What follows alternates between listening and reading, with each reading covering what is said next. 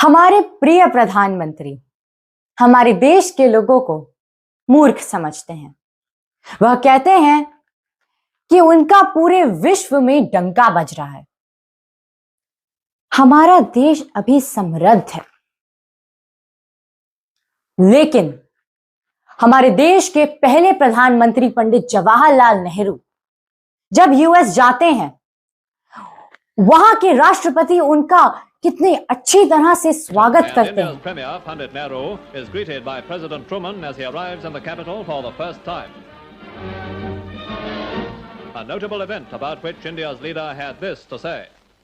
These two republics of the Western world and the Eastern world will find many ways of working together in friendly and fruitful cooperation to our mutual advantage and for the good of humanity. खुद airport आके उनके स्वागत के लिए आ जाते हैं। हमारा देश उस समय इतना समृद्ध नहीं था, हमारा देश कंगाल था।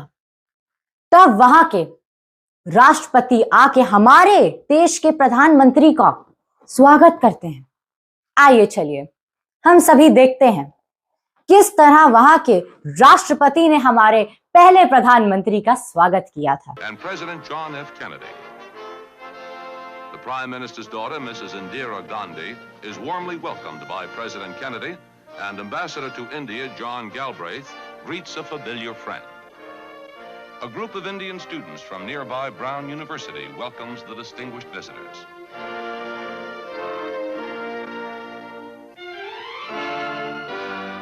Washington, D.C., capital of the United States. A city familiar to Prime Minister Nehru, wears the colors of autumn and a mantle of fallen leaves as it prepares to receive the Prime Minister for the third time in 12 years.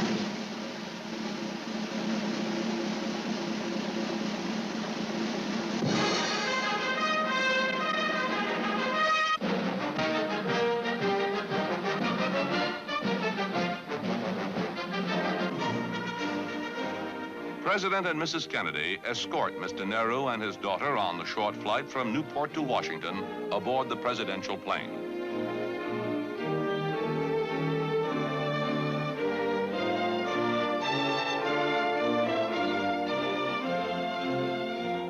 Vice President and Mrs. Johnson, Secretary of State and Mrs. Rusk, and other high dignitaries are present to greet the Prime Minister and his daughter.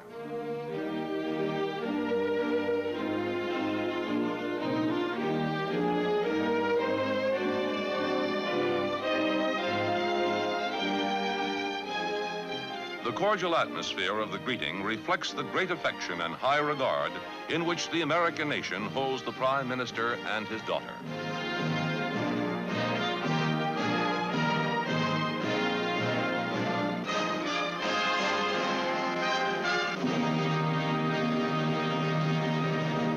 I wish to express, Prime Minister, on behalf of the people of the United States, our great satisfaction in welcoming you once more to our country, which you have visited in earlier days.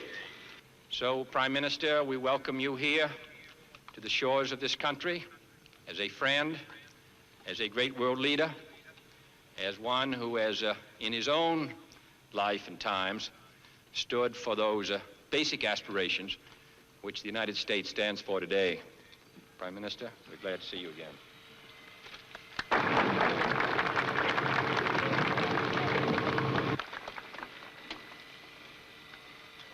Mr. President, Ms. Kennedy, I feel deeply honored and happy being here again and to receive this great welcome from you,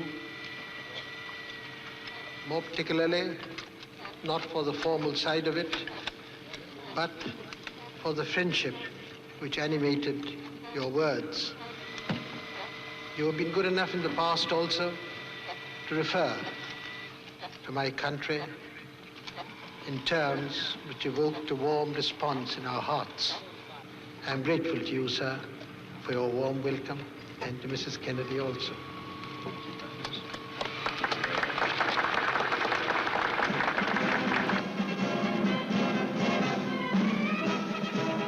Following Following the welcoming ceremonies, the Prime Minister and the President fly by helicopter to the White House, residence of the American President. Throughout the capital city, there prevails an atmosphere of keen interest and curiosity in the Prime Minister's visit. Several meetings with President Kennedy are to be held, meetings which will permit an exchange of views and ideas between two men who will spare no effort in their pursuit of world peace.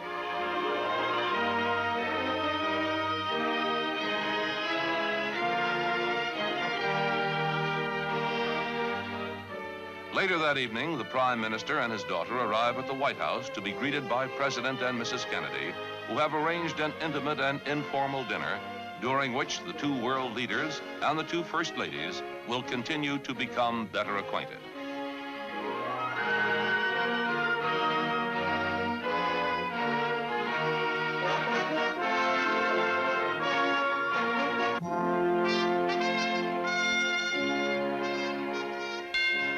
The following morning, the nation's influential newspapers note the interest of the American people in the Prime Minister.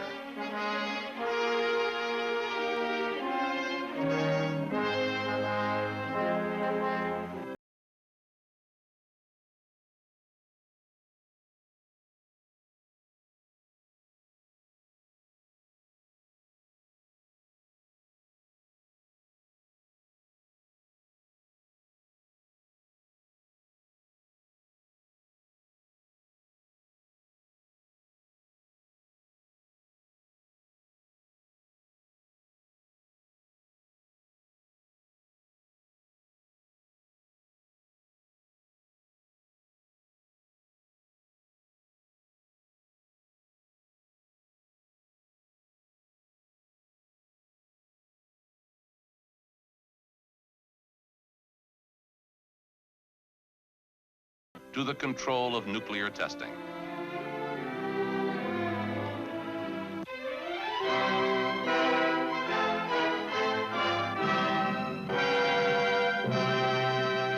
As the Prime Minister completes his visit with President Kennedy, the nearby District of Columbia Children's Hospital is host to Mrs. Indira Gandhi.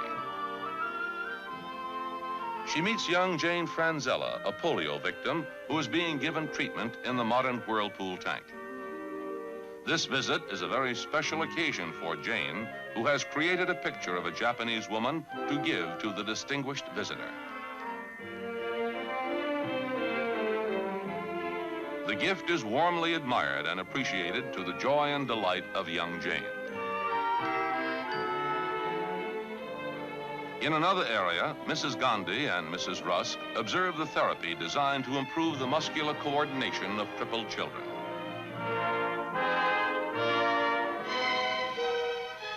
Later that evening at the newly decorated Indian Embassy, Ambassador and Mrs. P.T. Nehru give a reception in honor of the Prime Minister and his daughter. Distinguished visitors from the diplomatic world and old friends from the Washington community have come in large numbers to greet the visitors.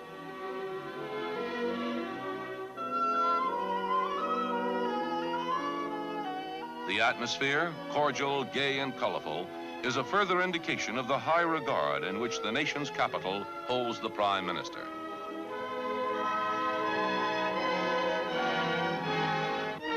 On the next day of the Prime Minister's visit, Mr. Nehru is guest of the National Press Club, where several hundred correspondents of the national and world press have gathered to greet and listen to one of the world's most newsworthy figures.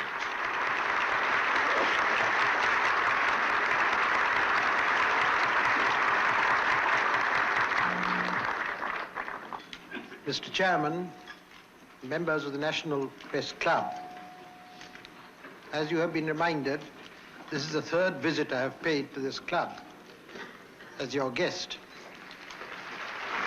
Speaking of India's development, the Prime Minister says, there's a dynamism in India today, people's minds in activities, in agriculture, in industry, in social services and the like.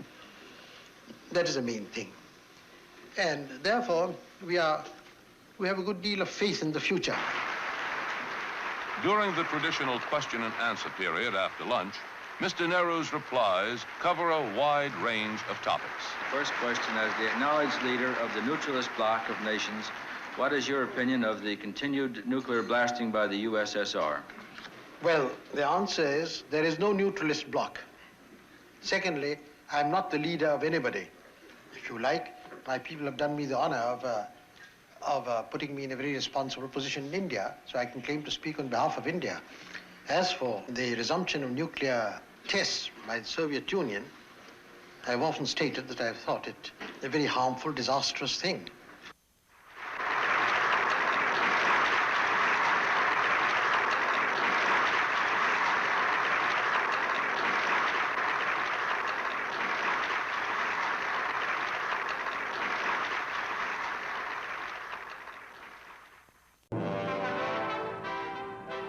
From Washington, where the two leaders established a warm relationship, the Prime Minister and his party fly to New York.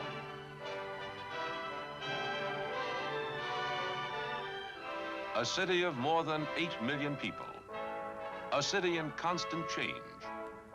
A city of culture. A city of hope. In the crowded General Assembly of the United Nations, the Indian Prime Minister is greeted by a prolonged ovation as he is presented to the delegates by its president, Manji Slim of Tunisia.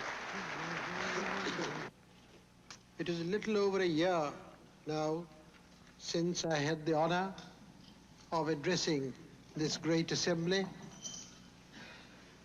In the course of this year, much has happened, and this organization, which represents the world community, has faced many crises. And among these crises has been the tragic death of the late Secretary General, Mr. Hammarskjöld. During his address, Prime Minister Nehru suggests that the tensions of the world might be lessened and the international atmosphere improved if the United Nations were to embark upon a World Cooperation Year, patterned after the International Geophysical Year, during which nations would increase cultural, scientific, and economic exchanges. Little is known or little is said about this cooperation that is going on, but a great deal is said about every point of conflict. The Prime Minister goes on to express his opposition to nuclear testing in any form and calls for a cessation of tests under an international treaty with effective controls. I'm grateful to you, sir, for this opportunity that has been given to me to address this great assembly.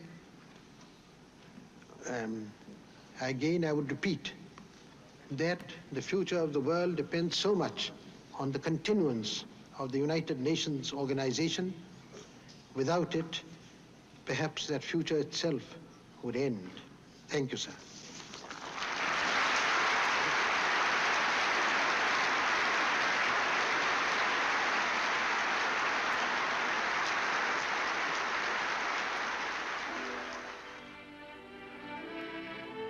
Later that afternoon, hundreds of well-known New Yorkers await the Prime Minister at the residence of New York's Mayor Wagner, who presents the distinguished visitor a key to New York City.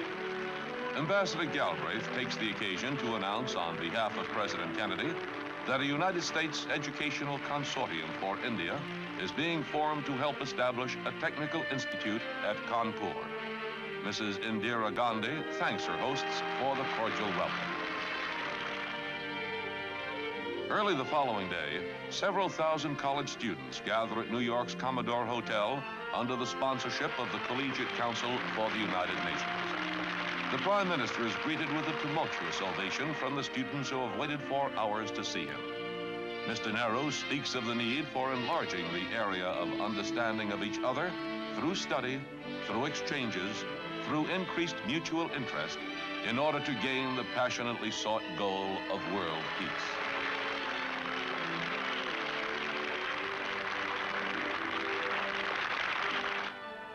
Later, the Prime Minister's unrelenting schedule takes him to Washington Square, campus of New York University, where hundreds of Indian students studying at the university wait to hear their Prime Minister. He reminds the Indian students that the knowledge and skills which they will acquire in their studies are of great value both to them and to their country. He urges them to remember their roots and to return home on completion of their education to face India's problems.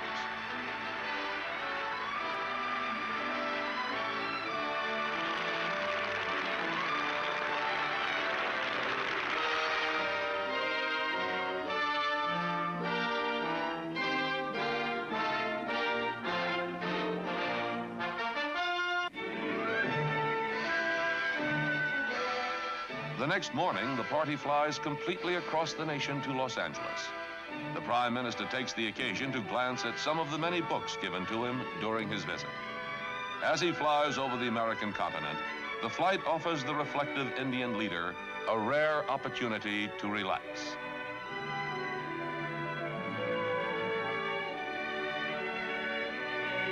Los Angeles, metropolis of the far west, third largest city in the United States, awaits the Prime Minister's arrival.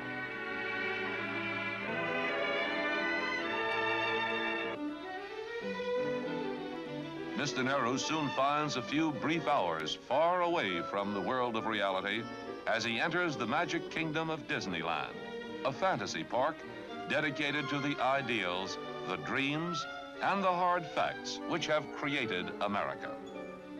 A replica of an early American train conveys the Prime Minister into the American yesterday.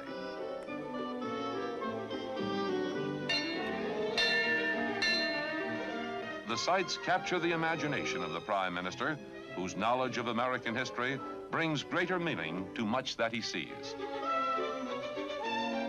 The popular Never Never Land has adventure in pirate ships, fantasy, and fun in teacups, and much enjoyment for all who visit this particular bit of Americana.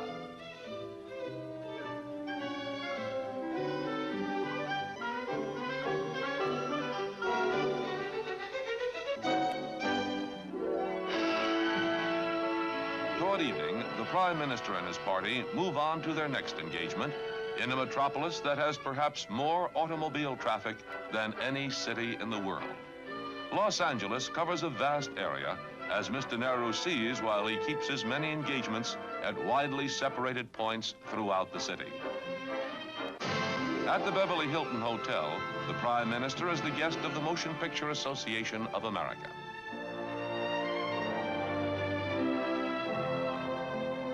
Delighted stars arrive to greet the Prime Minister. But it is Mr. Nehru who is the star here, as he has been throughout his visit to the United States, where for 9 days he has been seen and heard by more Americans than almost any visiting world leader in history.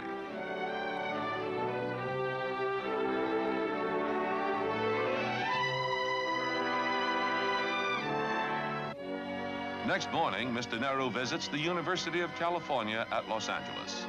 Several thousand American students, together with their fellow Indian students, gather at the university to fete Mr. Nehru on his 72nd birthday.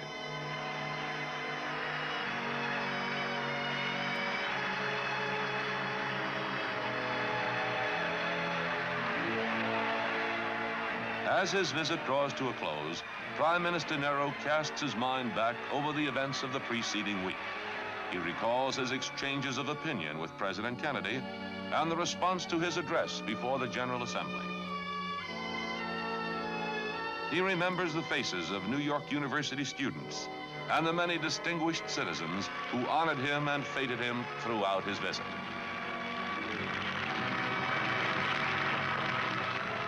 The moment for Mr. Nehru's departure is near, but the crowds which turned out everywhere he went are still present to bid him goodbye.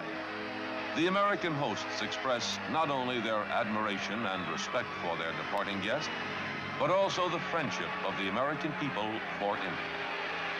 Before leaving the United States, Mr. Nehru says that his visit to America has been good for him and good for his country, and that he is sure that it will lead to a much greater understanding and cooperation between the two nations.